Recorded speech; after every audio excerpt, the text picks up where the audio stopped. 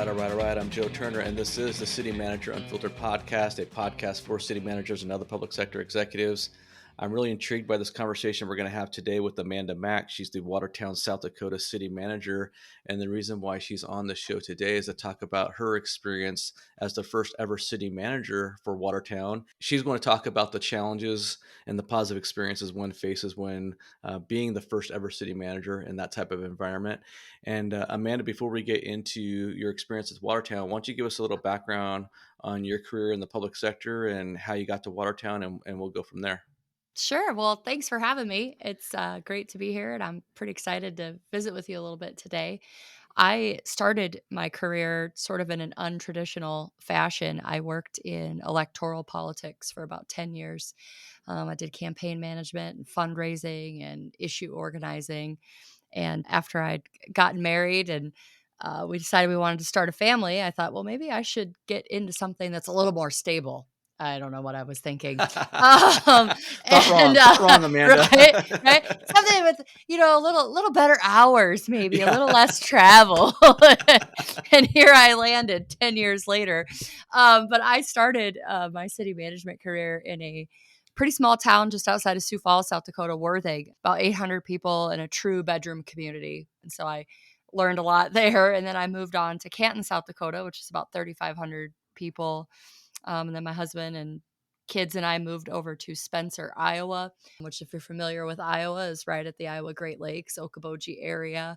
We spent about 4 years there. And then the Watertown opportunity came up. And my husband actually grew up 7 miles from Watertown. His family farm is still here. And of course, for that reason, it was a great opportunity, but also just a phenomenal opportunity to be the first city manager professionally. It was a great step forward.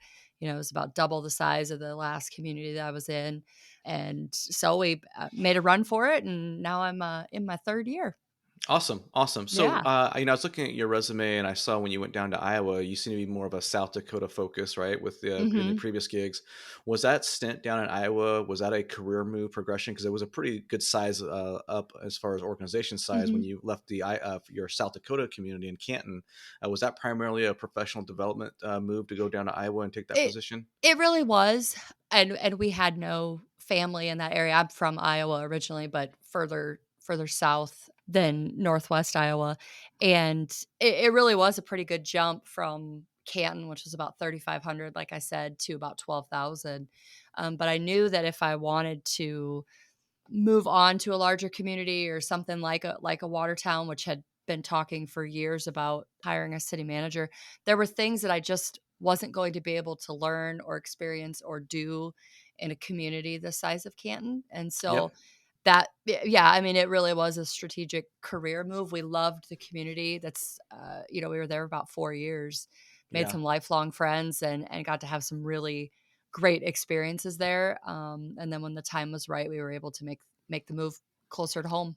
Yeah, that's really the blessing and curse of working in a small town because my Mhm. first two city administrator gigs were in small town Kansas, and you get that hands-on experience of basically having to be involved in everything, but it's Yeah. also very limiting because it's small town and you don't have access to some of the larger projects or issues that larger communities face, and so if you hmm want to grow, you have to move. And I've always wrestled with that aspect of this profession in the sense that you want to be committed to an area, you want to develop these relationships, but especially if you're in the growing phase of your career. And I was a late arrival to public sector management. Got my first gig after the age of 40, and so I was hell bent on trying to climb aggressively up my professional career arc, and therefore I knew mentally I was only going to be in a couple positions for a short period of time until I got to an area that I felt more comfortable as far as the compensation level, the level of responsibility that I was seeking out for myself.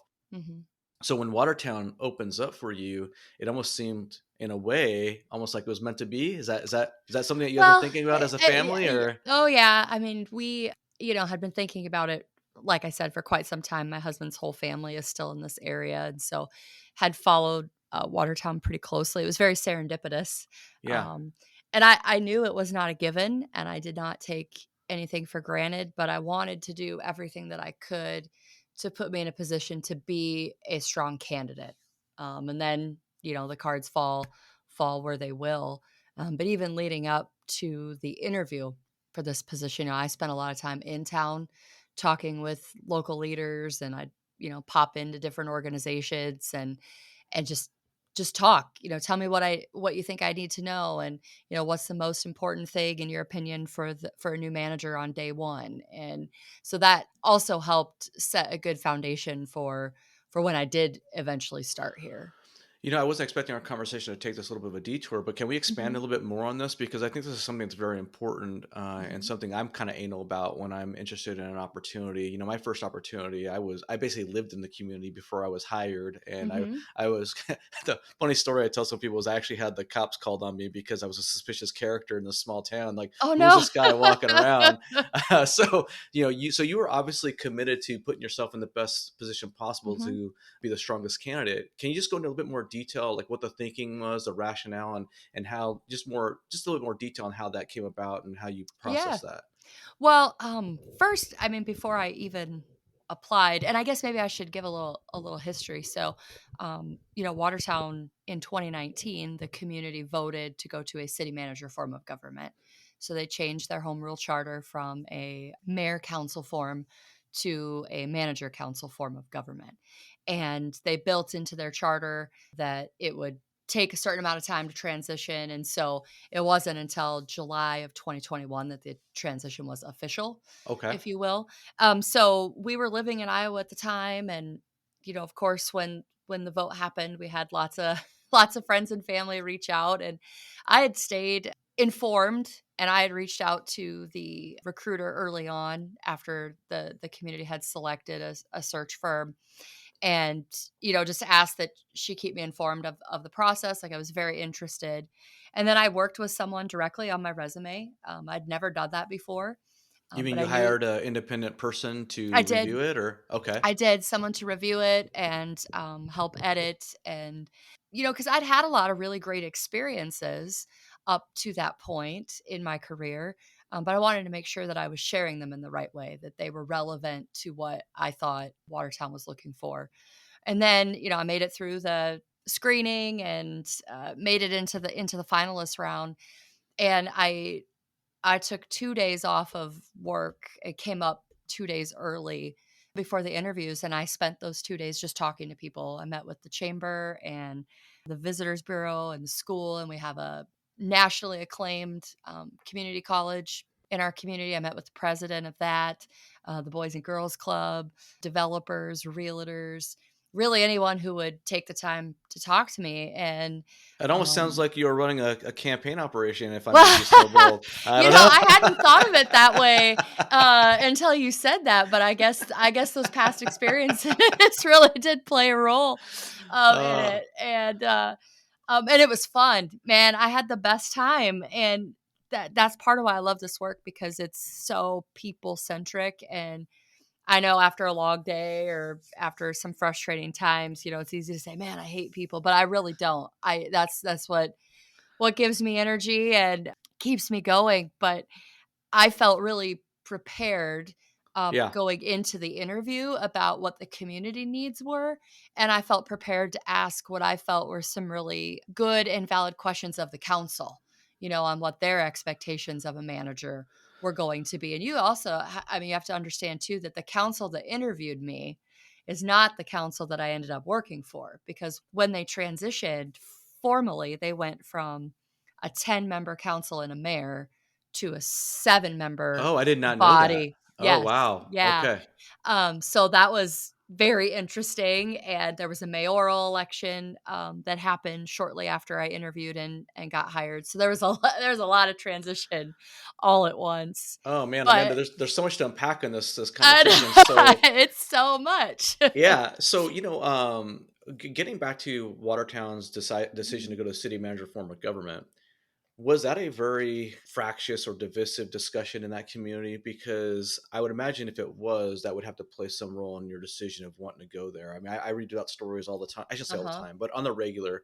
In fact, there's one in the news recently that I posted about where there's some fractious debates Mhm. about going to city manager form of government. And I got to be honest, if I was going to be looking at being a town's first ever city manager, I want to be in a town that is embracing the concept, Mhm. not divided over it. So, can you speak a little bit to about Watertown's temperament to the city manager and what that played in your decision making process?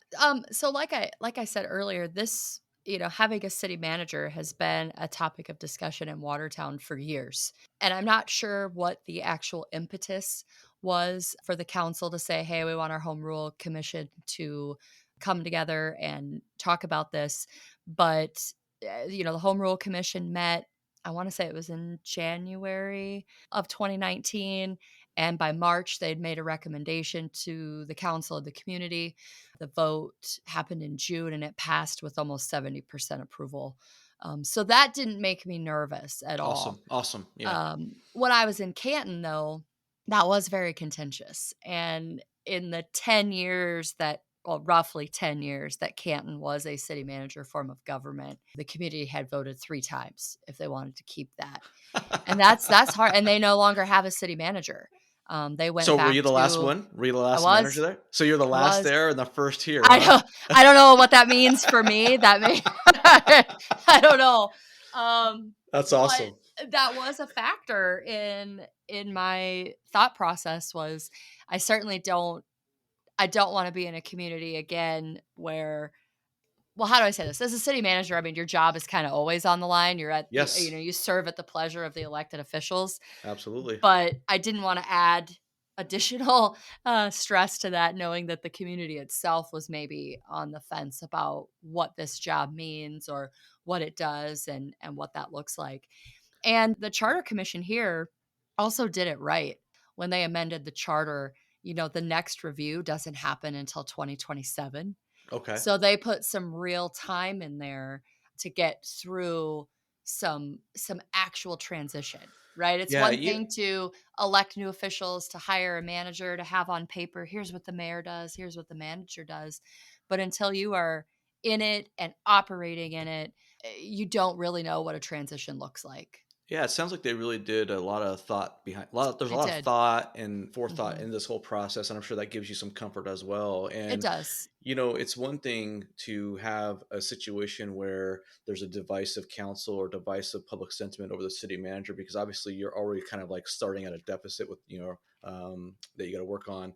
But when you have the governing body seemingly in support in the community, I just think that makes things go a lot easier. But here's I the thing. agree.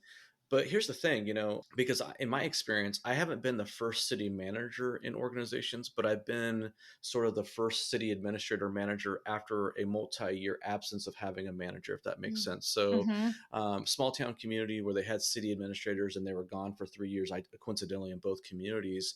And when you come back into that situation, it's extremely challenging just to be in that situation, let alone to be the first ever city manager in a community of your size that you're in, around 20,000, 25,000 people or Mm-hmm. something like that. you know you have issues with the governing body not really knowing the roles or differentiating the roles of the governing body versus an executive. You have staffing challenges because they're used to talking directly to a commission member or a member of the council, or they're not used to having this intermediary or a buffer, and they want that straight line, direct access to communication. So sometimes the governing body can overstep. Outside of the connection to family and the proximity and so forth and so on, there still had to be some trepidation or some fears on your part of becoming the first ever city manager in a community that didn't really know what a city manager was or did, right? So what kind of fears or concerns do you have going in, and how did you sort of reconcile those before you made the final decision to accept the position? Well, I will say that reconciling it became very easy after I spent intentional time, in the community preparing for the interview. Okay. Um, After doing that and hearing what the community members, and then later on through the interview process, the council, what their expectations were of a new manager, I knew that was well within my wheelhouse. I'm a relationship builder by nature. I'm a galvanizer by nature. If you know anything about the 6 types of working geniuses, I'm a galvanizer and an enabler, Okay. and that is what we have needed. It's to bring people together. There was a lot of, and there still are. There's some cultural issues within the organization. Making sure people are empowered to do the jobs that we hired them to do, making sure that we're supporting them in the right way and giving them the tools to be successful. The council understanding what that looks like, and being supportive of it. And so, like I said, after spending time visiting with a whole variety of people across sectors of the community, I felt like it was a challenge that I was up to. And I knew it was going to be difficult, because not only do you have staff and you have elected officials, but you have an entire community who has no idea what a city manager form of government That's looks correct. like, Yep. uh, as it operates. I think in theory, everyone's a generalization, but people get it, right? Like, it's Right. supposed to operate like a private business. It's a CEO, board of directors model, and that works really great until your garbage doesn't get picked up and you call Councilman X and they say, well, let me talk to the city manager, instead of, oh, I'll just call the garbage driver. And then it becomes real for people what that actually looks like. And it requires the most amount of grace you can give in any given day. Well, when you say grace, Amanda, Hmm. I think of grace in the context of, and maybe I'm wrong about this, because I think one of the problems, or one of the things I find really frustrating about government today and the public sector, and I'm not sure if we're talking about the same thing with respect to grace. I'm kind of curious to get your thoughts on this, but Hmm. there seems to be this proclivity to assume the worst of the other person, right? And Hmm. I think when you talk about grace, are you talking about assuming the best and giving people the benefit of the doubt on that, or what do you mean when it's Absolutely. about grace? That is exactly what I mean. So grace is a personal core value of mine. We just went through about a month ago with council and leadership team and established our vision, mission, and values. And grace is an organizational value. I have a mantra that has stuck with me since I worked in politics. You start where people are at, not where you want them to be. And I have found that when I find myself getting frustrated or really worked up about something, if I really think about it, it's because I'm putting people where I want them to be and not where they're at. And that applies to elected officials, to my staff, and to the people that we serve in the community. Yeah, it's interesting you say that, because I work for an individual now who talks about change in the organization, about how we can only change the organization as fast as the organization is capable of changing. And I think Yes. sometimes we as administrators and managers, our frustration kind of is what you're talking about, right? We want to get from point A to point B. We just want to be on point B. You know what I mean? Like, I'm trying to get to point B and try to get to the result, and it can get a little frustrating because you're wondering why it's Hmm. taking so long to get there. I think that's something that when you look at the tenor and tone of the public sector discussions that are going on with respect to the community, the governing body, and even ourselves, I think we all need to be better about giving grace to others, right? And not assuming Hmm. the worst, and sort of being a little more patient and taking a step back and having taking a beat, right? And be like, hey, Right. okay, is this really a bad actor here, or is this just a situation of miscommunication or misunderstanding? And I think that when it comes to going into as a new city, first of all, when you have a city manager system of government, right, this new form of government, and you have this new person who's coming in as well, I got to imagine that communication is an essential function of what you do on a daily basis. And I mean, it's like, how do you, how do you use communication to sort of smooth that process? Well, I sometimes I don't think I do it very well, to be honest, because if you go back to where people are at, not where you want them to be, and sometimes the things that we're dealing with, and I think, God, haven't we talked about? Like, I'm just screaming into the void sometimes, but Right. that's our job. We have to just keep reinforcing the message and every day trying to be incrementally better than we were before. I have we talk a lot about excellence over perfection, and that's really what we need to be striving for, and that includes in how we communicate. I mentioned that we did our vision, mission, and values. We spent 2.5 days as a council and leadership team in a retreat just about a month ago, and one of our whole sessions was around communication, and communication gets thrown around a lot, It sure does. but it's hard to quantify It really what that is. looks like. Like, well, you need to communicate better. Well, tell me how, because I'm texting, I'm calling, I'm emailing, I'm Facebooking, I'm Snapchatting, I'm Yeah. What putting more out can I do, right? PSAs, I'm on the radio. So, we spent a lot of time, and we'll see in our organization over the next month some intentional changes to communication, and that includes our meeting structures and how we tie our own work plans to the council meetings. And that might seem pretty elementary to some of the managers listening, but I'm the first manager they've ever had that they've never Right. operated this way before. And our job as staff at the end of the day is to take the council's vision and make it a reality. And so if what we are doing is not tied to the council's vision, then we need to stop doing it. And that is hard too, because for so long, and I don't want to, I wasn't here under, the old form of government. I wasn't here under previous mayors and administrations. So I don't want to be disparaging to them. But what I hear is that, there weren't a lot of systems. There was a lot of siloed work going on. Uh-huh. And that has really lent to, challenges just within the community itself, being able to grow, being able to address not only ongoing, but new issues and needs as they come up. And I can say without a doubt that we are an infinitely better organization today than we were 2 years ago. And that isn't That's not an indictment. necessarily Yeah. me. Yeah. And that's It's not not an an indictment. indictment, and Yeah. it's not saying I am the best. It's that collectively as a team, both the council and my staff have said, we got to get this right. Right. Getting it right doesn't mean we haven't messed up and we haven't faltered and we haven't had frustrations. But if our eye is on excellence, then that's what we're working towards. Yeah, and Amanda, you talked about something about implementing the vision of the governing body, and I think Mhm. something that's very frustrating for a lot of our peers, including myself in previous positions, is that you have governing bodies that oftentimes are unable to communicate what that vision is, or Yeah.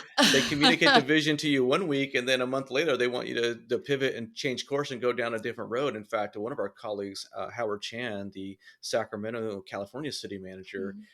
I know he's had some frustrations just reading in the newspaper, and I posted about it on my LinkedIn because he basically took his governing body down to a basement somewhere, like literally not joking, and basically said, "Hey, Uh-huh. give me your three things that you want me to focus on." And he took some heat in it, and the local press, who didn't really quite understand and thought he was being, a dictator. But he's like, give me the things that you want me to work on, so I can be Mhm. held accountable for those things. But this idea that you're going to tell me today you want me to do the X, Y, and Z, and then a month later I'm doing A, B, and C, like that's not going to work. It's not productive. And it's like it's this constant thing we talk about communication, right? Because I can tell you, like in all the months and the year plus that I've been posting on LinkedIn, that the most common thing I see for friction between the governing body and its executive manager is this, you know, nebulous idea that there's a communication problem. Mhm. And I don't, sometimes I wonder if it's a cop out. Sometimes I wonder if it's, just a bunch of BS on the part of some of the governing body members who want to, want to cite that because they don't want to be held accountable for some of their issues. But it's imperative that we communicate, but it can be very frustrating because, like you said, I've done the weekly or biweekly email reports, right? If I was able to work on X, Y, and Z, I've sent out the agenda ahead of time, and sometimes I get ambushed at the council meeting on a question or what have you.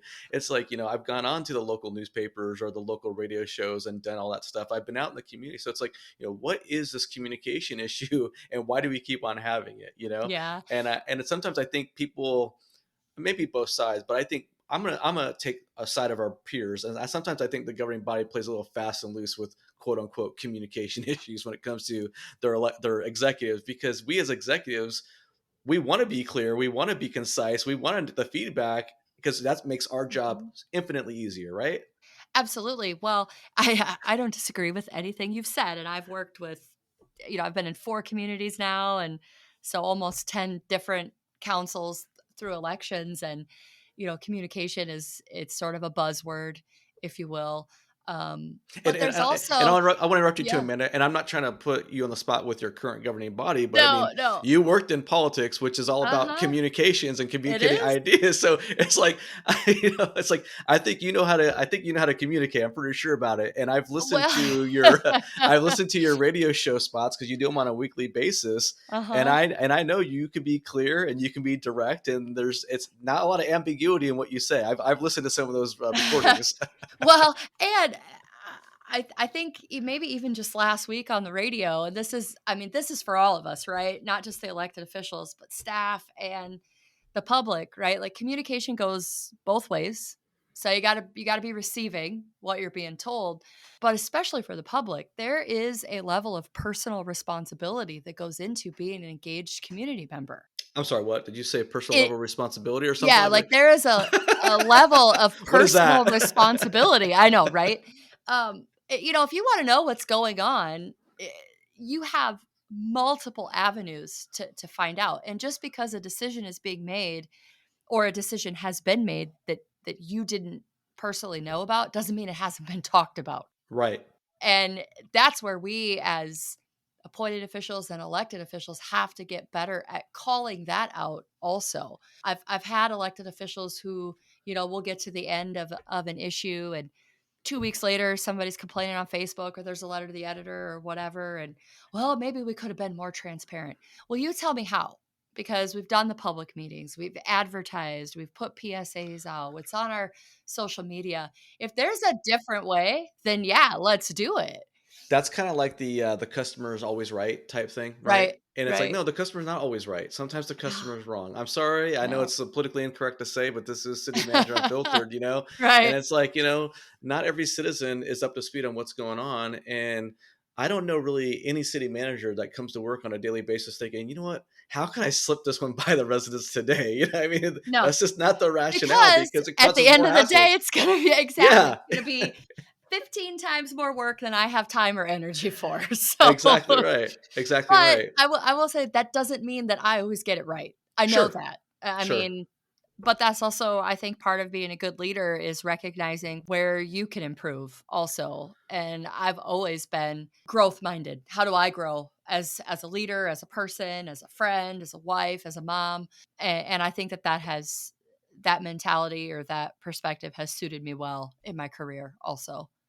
Yeah, and we talk about communication, what have you, and we alluded to it because I see, I do my religious daily scans of city manager news across the country, and so Uh-huh. Amanda, I see you on a weekly or near weekly basis. You pop up in my feed because you go onto a local radio show and you have a standard sort of standing meeting where you have a report that you give to the host and what have you, Mm-hmm.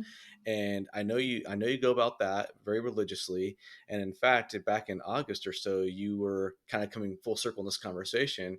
You were very assertive on some complaints that you were receiving. I guess there was an anonymous letter or emails going around saying that supposedly you, as the city manager, was discouraging staff from talking to elected officials or trying to prevent that from happening. And this is a classic thing that really frustrates the hell out of me as a public sector executive. And I think a lot of our peers, we will go in and we will tell staff, hey, if you're going to have a conversation with elected officials, you need to keep us in the loop on what is being conversed on. No one's saying that you can't have a conversation. No one's saying you can't talk to an elected official.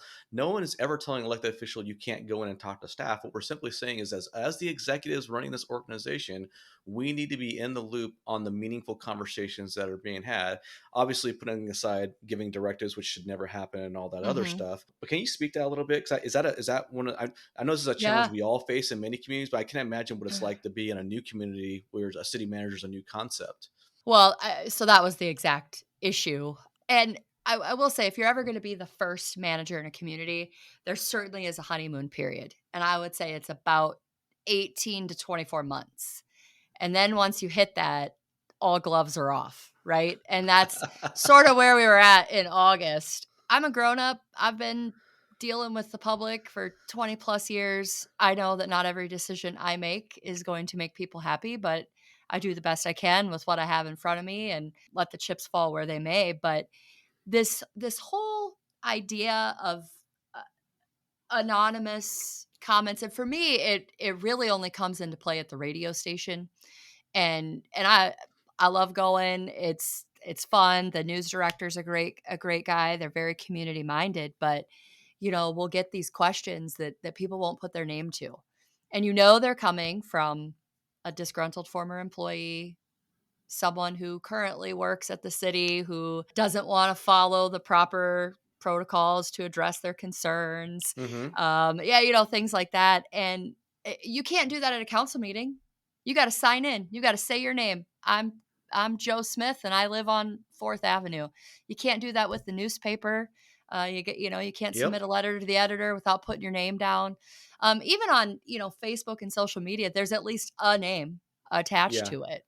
And so that was part of my frustration is if you are going to be so cowardly, and I got the same email actually because they sent it through the city's automated Okay. ask a question, and it was all anonymous. There was no contact information. I mean, if you're going to be so cowardly as to throw barbs like that, well, frankly, I don't have time to address it. To me, that is silly. I love the fact that you used the word cowardly again in this interview because you used Mhm. that on the actual radio Mhm. broadcast, and I thought that was a pretty strong word and one that I'm not sure a lot of managers feel comfortable using because I think a lot of managers are don't tend to be as assertive or aggressive as you or myself. I mean, Mhm. this is kind of a little bit of a detour. You being a female city manager, this is something that kind of fascinates me because I have an aggressive, assertive tone persona. Like I have no qualms. I have no qualms being face to face with somebody and explaining where I stand and supporting it, right? Mhm. But we constantly hear, and I don't think means that it's trumped up or that's not legitimate, but we often hear about how women are held to different standards when it comes to being assertive or aggressive as executives. I was wondering, do you have any experiences with that or thoughts on that? Or what has been your kind of, I guess, experience along those lines as a public Mhm. sector executive? Well, I agree. I think there are Because you some are assertive. I different mean, standards. I'm you are assertive assertive. when I need to be. Okay, yeah. I uh, I don't love confrontation at all. It's probably my least favorite thing. I truly believe in giving people the right tools, empowering them, letting them do what they need to do, and not interfering. I'd much rather have employees that I have to rein in than I have to push. Um, Amen. but but when it comes down to it, I am the boss and I have to make decisions. But right, wrong, or indifferent, there are different expectations on men and women and how they communicate their assertiveness. I was part of a discussion with some elected officials and one of my staff members, and it got pretty heated. And I was heated, and my staff member was heated, and the council was heated. And I was told later that I came across as unprofessional and I needed to really check that, which I probably was. And I will Own it. admit that. Yeah, yeah. But in the same breath, then they're talking about my staff person who is a male. Man, I've never seen him like that before. I hope he doesn't leave. Yeah. Okay, he's saying the exact same things that I'm saying. Like he and I are saying the same thing, and so I thought, well, okay, well, I'll just be mindful of that. When it comes to men and women, I have been fortunate. Eh, I don't know that I've ever intentionally been discriminated against because of my gender. I've never felt that, even when I worked in politics. I think sometimes, and this is where grace comes in, right? I think sometimes people say things that they don't intend to be disrespectful or to that extent, but they are. Right. Another anonymous comment that came to the radio station, this wasn't long after I started, was about my kids being at City Hall. My kids are 9 and 11, and Okay. their school is a block from City Hall. And every once in a while, they'll walk here after school. And there Uh-huh. are some people who don't like that. Someone asked a question about what's the policy on the city manager's kids being at the office. And that was not a good day for me. I'm I not going to bet. lie, because then I called my whole staff together and I said, look, you're either on the team or you're not. And I'm not doing this. If you got an issue, you need to come talk to me. If my kids are being loud, if they're being disrespectful, which they're not, City Hall is their favorite place. They love everybody who works in this building. I don't have them here if I'm having meetings. I don't have them here if it's an inappropriate time, but I don't get to see my kids very often. Right. And then When you're on having go ahead. I just remember this because that night on LinkedIn, a male peer in a different community in a different state was being celebrated for having his kids come to the office, and that one really stuck out to me. Like, you can say what you want about me, but you don't get to mess with my kids. Yeah. So And when you're at the Saturday pancake breakfast or the Mhm. right, or you're at the evening council meeting or workshops Right. or the early morning chamber Mhm. luncheons, right, and you can't or Yep. change chamber breakfasts or whatnot. No one's talking about you being without your kids then, right? But then you bring your Right. kids to yeah, that's Yeah. a low blow. I can understand how frustrating that Yeah. is, and that's one of the challenges I think that traditionally women face and that men don't, right? Because Mm. men, generally speaking, we have the ability, or at least we've traditionally had the ability of not really having to handle that responsibility in the workplace, right? It's men can Yeah. usually men have been able to sort of dedicate 100% of their time to work, right? While Mhm. the spouse, the wife takes care of the kid aspect while juggling the career, and Yes. then and then it's kind of funny, my wife will show me her favorite Instagram memes all the time about how men get celebrated for just the basic things, like she loves her Instagram. So so when a Uh-huh. man does the dishes one night, all of a sudden he's like king for a day. But it's like this over celebratory act towards the men for doing the basic things at home while women have been Yep. juggling this stuff for eons. So Well, to be fair, we kinda do it to ourselves. I yeah, mean, that's I see that true. because Yes. I have 2 boys, and I'm like, "Oh, good job." I'm like, "No, you just like, you cleaned up your stuff. Like, you should that's normal. That's what you should be doing." So, Yeah, yeah, yeah. uh, So you but are a frequent you make frequent appearances on your radio show or the mhm. radio show and you're interviewed. Yep. Have you run into any sort of buzzsaws by being so out there in terms of having those conversations? I mean, I'm sure it's been a net benefit, but we live in such a hyper politicized everything's sort of everybody's offended about something, or they want to Yeah. take something and twist it and turn it. Has that been used against you in any way, or do you have second Um, thoughts about being out there? So you're out there so quite a bit. I am. So I do a weekly radio program with one station, and then the other station in town, I do the day after our council meeting. So I do 6 radio programs a month. And used against me, no, I haven't felt that, but I have questioned. I go back and forth because I think it's great to be out there and be sharing what we're doing with the community. But especially because this form of government is so new, I'm afraid that we're also giving legs and giving life to things that don't need legs or life, particularly around employee issues, if I'm being honest. Okay. And that hasn't happened so much, lately. But when I first started, there'd be a lot of questions about, well, is this person still working there? Or I heard that, this is going on at City Hall. And I'm not going to talk about that stuff because it's not fair game anymore like it Right. used to be. And there are some things that are pretty innocuous that we're doing. I'd like to just do my job. I'd like to just show up and get through a day, and I know my staff would love that as well. But sometimes we'll get questions. Well, I heard that this development is delayed because they couldn't get their permits on time. Yeah. Everyone heard. The Everyone heard. the Oh, old I herd. know. I know. Yeah. Yeah. And so sometimes I wonder if too much accessibility hurts us, simply because we're always responding Yes. rather than being able to be It's always in a proactive. reaction. Yeah, you're always in a reactionary state, right? Or defensive Right. state. Yeah. Right. And I mean, I like to think I'm a pretty smart person, but I don't know everything there is to know about everything on any given day. And I'll get questions sometimes where I'm like, I have no idea. I don't even know where that road is at. Right? Like, I gotta go drive it, Or somebody will call into the radio program. What about the weeds over here? I have no idea.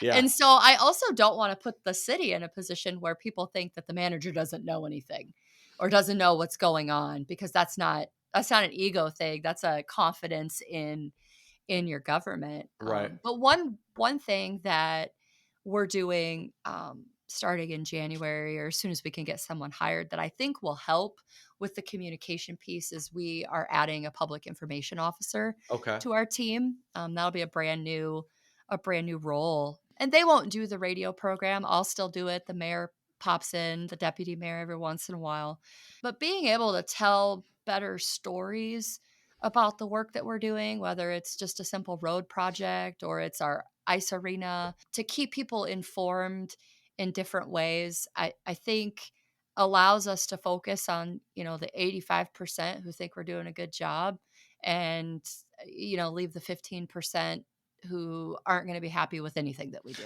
I'm glad you said that, Amanda, because sometimes I think we spend too much time in government trying to appease the people who are never going to be appeased Yeah. and who just want to complain just for the sake of complaining.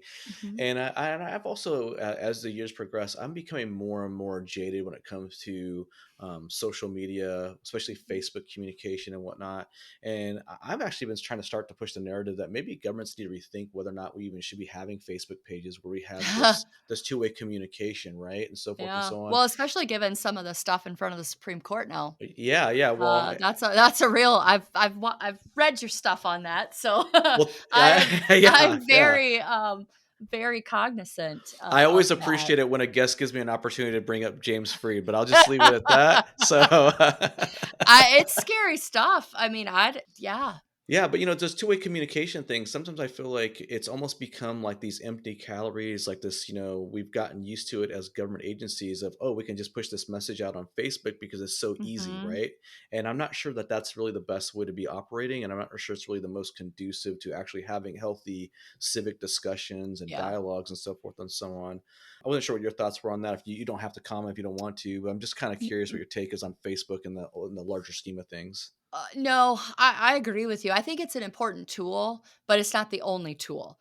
And going back to my political campaign days, mailers are very effective, phone calls are very effective, but the most effective way to communicate with a potential voter is face to face. Yes. The most effective way to communicate with a resident of your community is face to face. Yep. It's not through email, it's not through phone calls. Now, that gets difficult when we got a community of 24,000 Yeah, you're people. not walking door to I, door as a city manager, that's for sure, obviously. Exactly, but we certainly can do more and do it differently and better. Maybe it's town hall meetings, maybe it's open houses at the start of a construction season to lay out all of our projects and timelines. People really resonate with that, and it gives them a sense of ownership in what's happening in their community. So I think that, podcasts, I would love to have a City of Watertown podcast, but I am technologically inept, so I will not be the one creating that. The mayor and I, when I first started, we did a Facebook Live once a month called Watertown on Wednesdays, and it was great. It was almost like a Kathy Lee and Regis type thing, but then schedules just got crazy, and I think we should bring that back. I think we should have ways to share information, largely because we also don't like we have a local newspaper, but it is published not here. I mean, Yeah, we have one local reporter, I believe, and they cover sports. okay. And so the traditional way that people are getting their news Has changed. has changed dramatically. And if they're just getting it from Facebook, Oh god. well, that does Yeah. not make for an informed electorate. I would echo that for sure, 100%, And I will Yeah. tell you, now that you're hiring a PIO, that's probably good because this podcasting business is a quasi full-time job, I bet. I except bet I'm not it is. getting paid for it. So, but getting back to you being a first-time city manager, I'm kind of curious about this aspect of Mhm. your job. Do you take any particular significance or reverence to the idea that you are being the first person in this organization in this role, and that you're sort of modeling things that either good or bad behaviors or practices? Mhm. And I mean, because obviously, I'm sure you want to be there for a long time, right? You said your husband's family's Yep. there and whatnot. I know you have no desire to leave, but we all know that things can change on a dime in this business.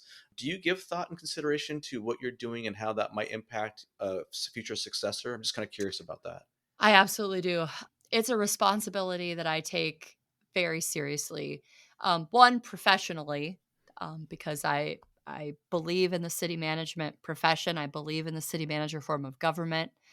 But then also personally, because my family is here. I don't want to screw it up. I don't want to Yeah. be an embarrassment to them. But I do talk about with council and with staff, like we are building systems that hopefully will outlast any one of us. Now, a new manager is going to come in at some point, and they're going to change how we do things. New mayor is going to come in, new council is going to come in, and they might have different priorities. But the foundational systems that we have in place, the governance policies that we have adopted, should be the backbone of our organization. Um, that may need tweaking every once in a while. They may need a little chiropractic visit, but that really should sustain our organization and our operations for generations to come. And there are days when I don't feel worthy of that responsibility. It is, it's an honor, even on days that are so hard. And I talk about this with my husband. I can't believe they picked me to be their first one, um, because the opportunity that I've been given, not a lot of people get. And it's hard. It is stupidly hard some days, and it is infinitely harder than I ever imagined it would be. But I get to do the coolest stuff almost every day, and we've got the right people in place um, within our organization to make sure that this is successful, both on the elected official side and on the staff side. But we just have to remember too that um, we're here to serve. It's not about any one of us as individuals, and it's hokey, I know, but it is a calling for No, it's me. not hokey at all, you know, and Amanda, and I kind of felt like we're kind of getting to a little bit of a emotional part of this Yeah. conversation here because, you know, one of the things that I find really fascinating about what we do is that we walk this incredible tightrope of having to be extremely confident, right? Hmm. Extremely knowledgeable, right? And be able to communicate that and have that gravitas, right? Have that presence Hmm. about us, while at the same time maintaining a certain degree of humbleness and reverence, like you just talked about, and feeling maybe that we're not worthy, right? And I know there's days for me where I feel like, man, I feel like there's nothing I can't do, right? And there's Hmm. other days I feel like, God, I feel like the biggest imposter, the biggest scam artist, like, you know? Yes. And I experienced that even with doing this Uh-huh. podcast and then LinkedIn, Amanda, because like, Hmm. you know, I've talked about it before. It's like, man, what the hell am I doing talking about being a city manager? I've only been a small town city manager and, you Hmm. know, and so forth and so on. But I think we all know and we all juggle with this ourselves, even when you reach the highest levels, right? The major leagues, so to Hmm. speak, you know, of being a city manager. And it just fascinates me that that we as executives have to have this sort of, I don't know, three-dimensional self-awareness in order to be successful. And I think those who are the most self-aware and are cognizant of their strengths and weaknesses are the ones that are the most successful. And I think the ones who are not self-aware and are overconfident tend to have the biggest problems. At least that's sort of my Yep. thoughts on it. And that's why, Yeah. honestly, I think in many ways, um, and I don't really want to turn this into a male versus female discussion on public sector management, but I think oftentimes male and female managers bring the opposite strengths and weaknesses of that this sort of context of what I'm talking about, right? Because I think men tend to be more overconfident than women, generally speaking, if I may be so bold under Hmm. generalizations. And I think women tend to be a little bit more humble and self-aware and connected to the people aspects of the business as well. And I think almost like if we could make like perfect city manager, it would take the strengths of the traditional male sort of personality traits with the female personality traits and make almost like an elite manager. I don't know, it's a roundabout way of saying something, but that's how I Sure. look at it, you Sure. know. Well, um I don't know about that. Because I've experienced working with women who are overly confident and don't know what they're doing, and I've experienced working with men who really should be lauding themselves much more than they are. And I probably would have lent more to what you just described a couple of years ago. And then I mentioned the working genius a little while ago. I discovered it, and what it talks about is, everyone has these different traits and characteristics that give them, bring joy to the work that they're doing or frustrate them.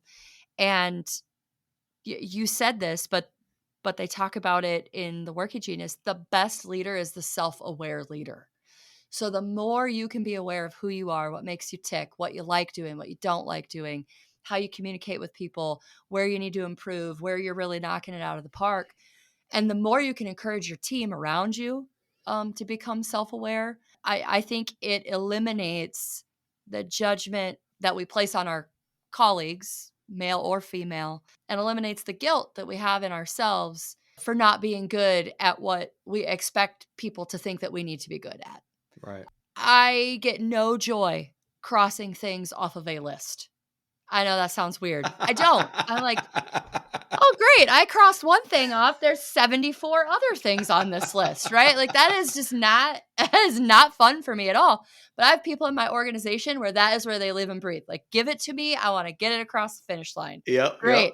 Then I'm going to. I'm gonna let you do where you find joy.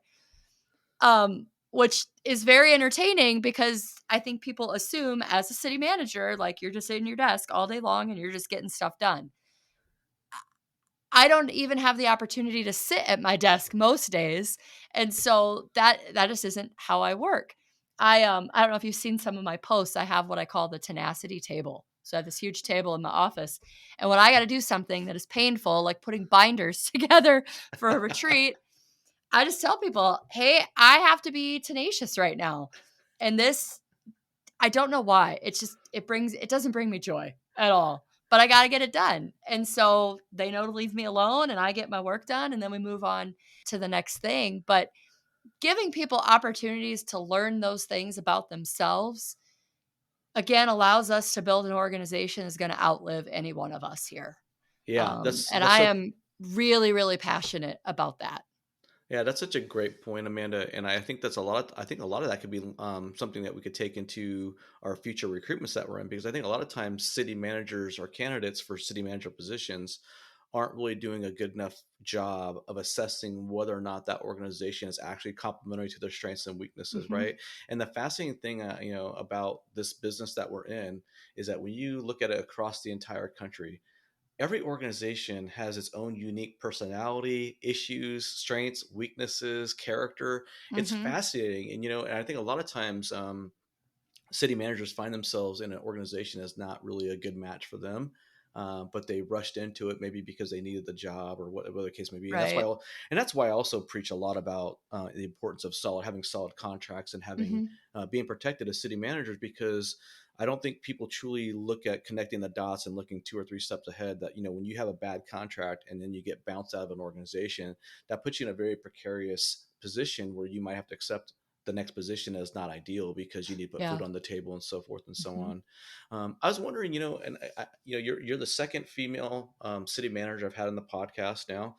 The first one was Sarah McGuffin. It's a little frustrating because I do try to get women on the podcast, but women are not as sort of eager or as Mm-hmm. aggressive in making the outreach or engaging in the conversations and so forth and so on.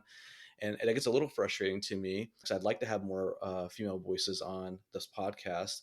But I'm wondering, with respect to city management, aspiring female city managers or female city managers that are looking to grow their career and go from a smaller organization to a larger organization, do you have any words of wisdom or advice for women? I know it's kind of like a Mm-hmm. I kind of hate doing that to people because, like, I mean, should you be speaking to on behalf of all women or something like that? Right. But No, and you're I only my don't. second voice. But I mean, do you have any thoughts or Yeah. things that you might want to share in that capacity?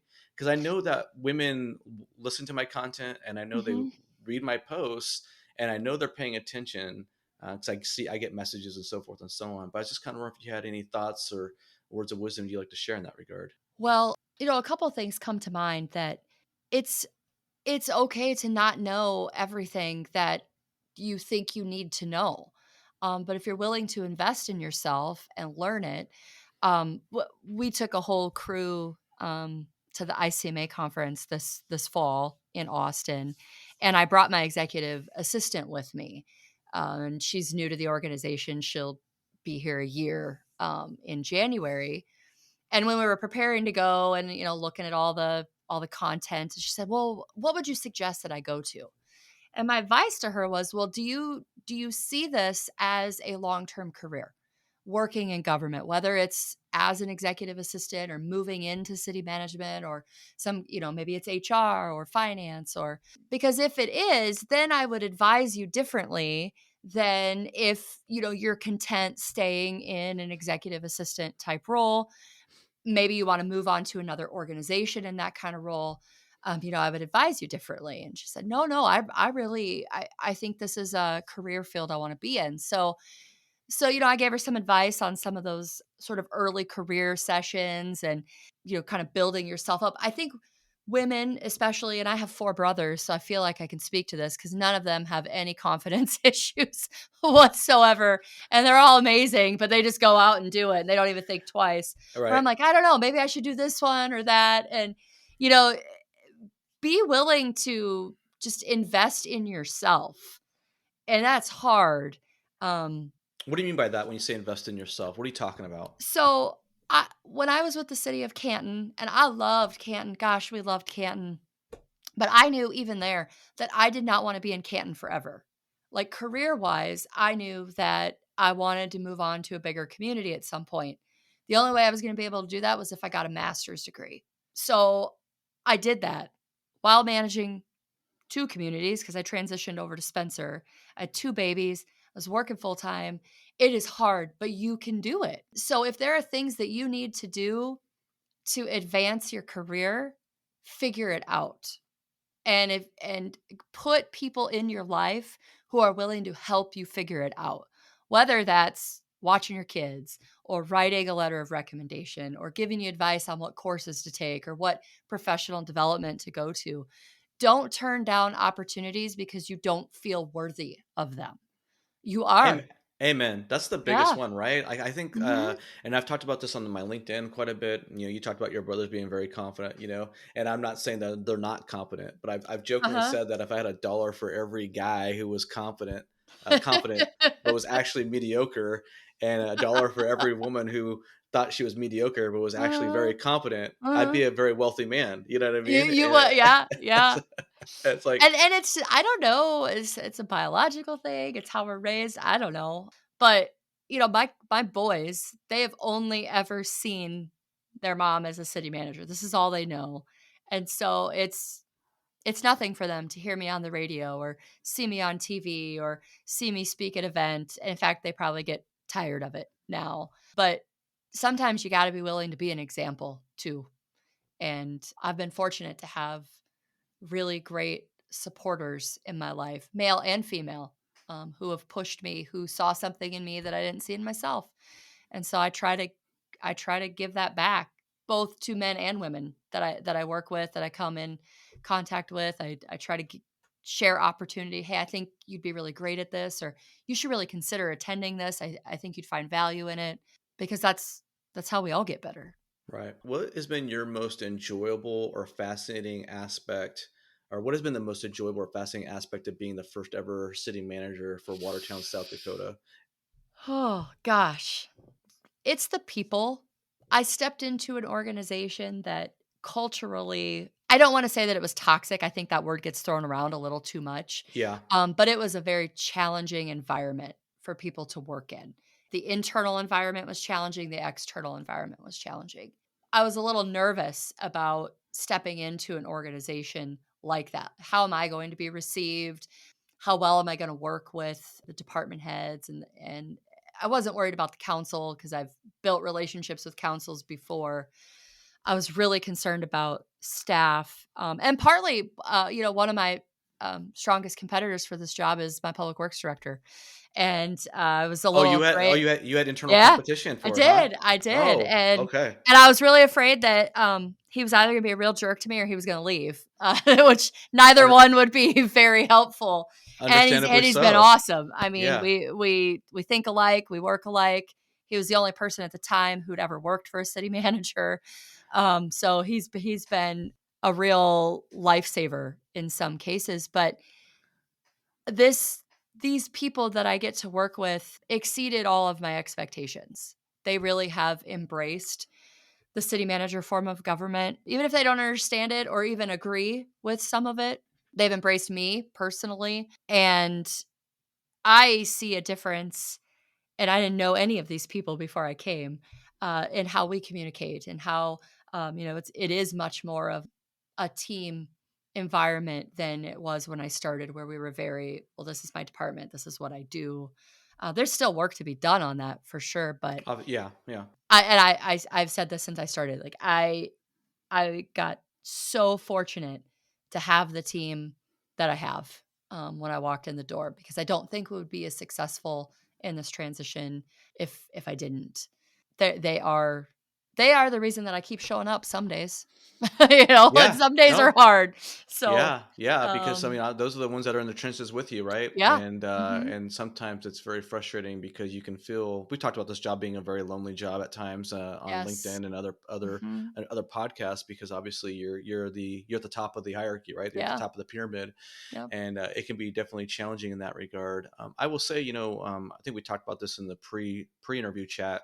We first came into each other's orbit because I had posted something on LinkedIn, and posted something that turned out to be about a person that a close Oh, person, a yep. close friend of yours or whatnot. Mhm. And it wasn't the most glowing article about this person. And you reached out to me. It was the first time we'd ever chatted, and you were very empathetic, and you were a good friend, and you were give me a little bit more of a context to the situation.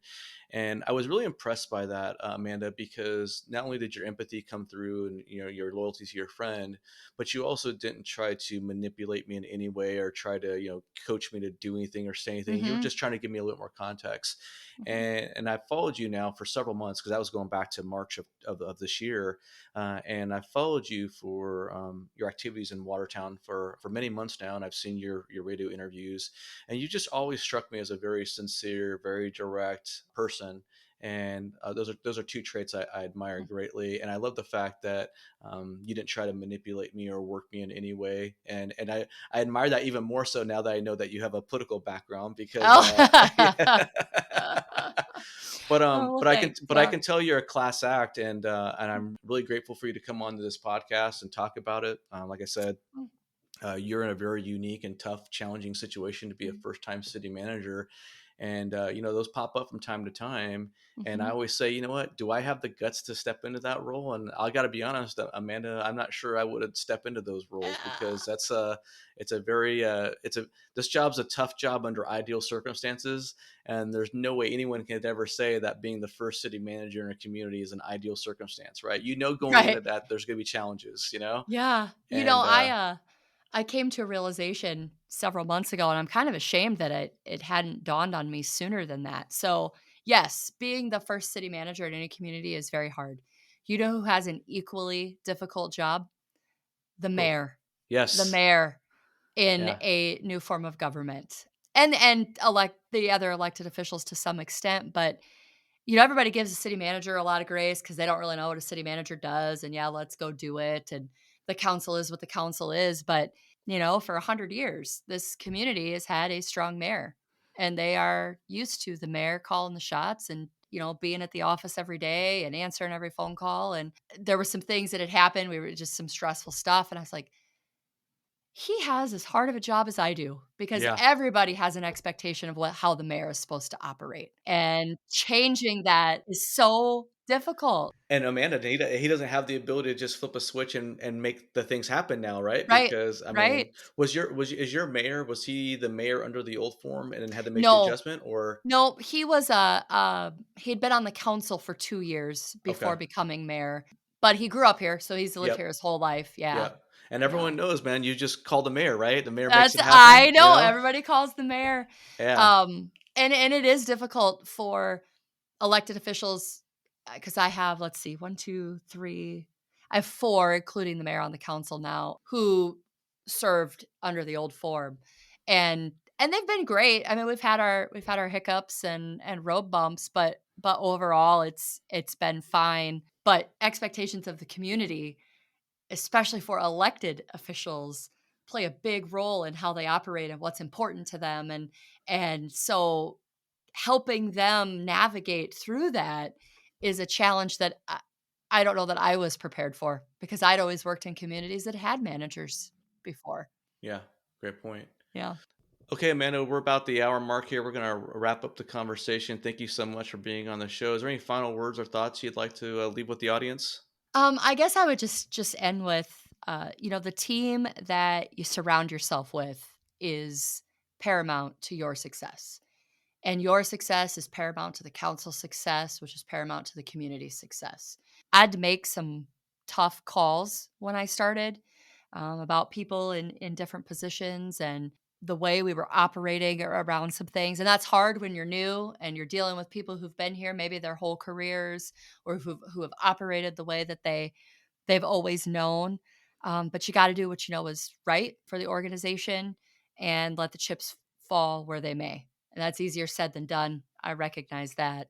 But if you've got people around you who are committed individuals, committed public servants who are not only dedicated to the community that they serve, but who understand your vision for the organization, it's going to be a lot easier than trying to push people into roles or into projects or into functions that they are fundamentally opposed to. So that would be my just a word of advice to not just new managers, but managers in general. Got to have good people around you who support you as the leader. And support doesn't mean agree with all the time, Right, but right. who understand that at the end of the day, you call the shots, and they want to make sure that you're calling the right shots. Absolutely. And something I talk about with my subordinates in previous Mhm. positions is I'd say, my success is your success Yep. and your success is my success. And I think also it's important that we as managers, when we ask our subordinates, our direct reports to basically make the sacrifices needed to better the organization, that we also go out of our way to make sure that we are lifting them up and giving them the shine that they need and deserve, so that Mhm. as we succeed and we are prospering within the organization, that those who are helping us get to those heights are also prospering and benefiting within the organization too. And so our success is their success and their success is our success. And I can imagine that you had some interesting challenges. We won't get into that today with this Yeah, podcast, yeah. but That'll be for the off the record yeah, there you podcast, go. right? There you Yeah. go. Yeah, No, yeah. I told my The friends I paywall was coming edition. on. I know I was coming on the City Manager Unfiltered podcast. They're like, "Well, Uh-huh. don't swear." I do have a swearing problem, and I can't believe I haven't said something that I shouldn't have. So I'm glad I behaved myself. Oh, well, I've gotten in trouble for that before. So this is a safe space for swearing. Okay. Maybe not to your citizens or residents who might listen to Right. the Right. podcast, but yeah. But hey, Amanda, I really enjoyed having you on the show. Thank you so much. Amanda Mack, Watertown, South Dakota City Manager, looking to be there for many, many years to come. I wish you continued success and prosperity there for you as personally, professionally, as well as your community. And thanks for being on. Thanks for having me. Awesome. Awesome. I'm Joe Turner. This is the City Manager Unfiltered podcast, a podcast for city managers and other public sector executives. If you like the show, please hit that subscribe, follow button. Please leave a rate and review on your platform of choice. And thank you for listening. Until next time.